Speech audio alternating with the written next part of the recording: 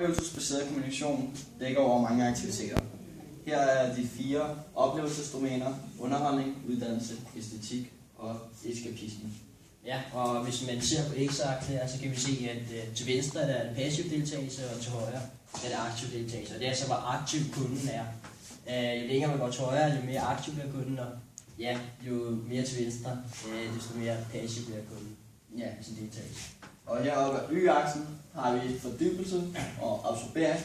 Og det er simpelthen, hvor oplevelsen går ind i kunden. Altså, man får fortalt om oplevelsen, hvor fordybelse det er, hvor kunden selv går ind i oplevelsen og undersøger det.